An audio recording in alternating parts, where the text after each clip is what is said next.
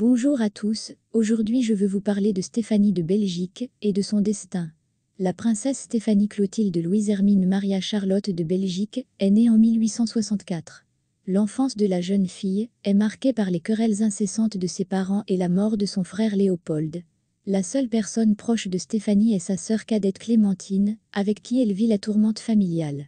En mai 1881, la princesse, alors âgée de 17 ans, épouse le prince héritier Rodolphe d'Autriche, fils unique de la princesse Sissi.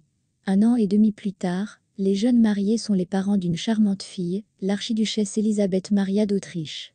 Les devoirs qui incombaient à l'épouse du futur empereur n'ont pas pesé sur Stéphanie, qui s'en est acquittée, avec beaucoup d'engagement et de plaisir. C'est grâce à cela qu'elle obtient l'approbation du beau-père de l'empereur, François-Joseph. La vie de la princesse n'est marquée que par des querelles incessantes avec son mari. Il s'avère que Rodolphe est sujet à des dépressions, ne reste pas fidèle à sa femme, et lui transmet en outre une maladie vénérienne. Que dire de plus? Les femmes se rendront compte que la dépression est une maladie grave et qu'elle doit être traitée.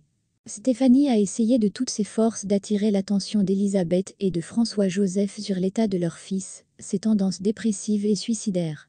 Mais il reste sourd aux paroles de sa belle-fille. C'est ainsi qu'en 1889, Rudolf et sa jeune maîtresse Maria Weschra se suicident. Il est surprenant de constater que la veuve s'est également montrée extrême dans cette situation. Après les funérailles, Stéphanie a été retirée de la cour impériale. La fille unique de la princesse Élisabeth Maria est élevée personnellement par l'empereur François-Joseph. Désespérée, la veuve est contrainte de se rendre en Italie, où elle retrouve une vieille connaissance, Aimée Jahem. En 1900, Stéphanie et Aimée se marient. L'unique belle-fille de la princesse Sissi est décédée en 1945 d'une attaque cérébrale. Je pense que c'est horrible quand votre enfant vous est arraché et que vous ne pouvez rien y faire.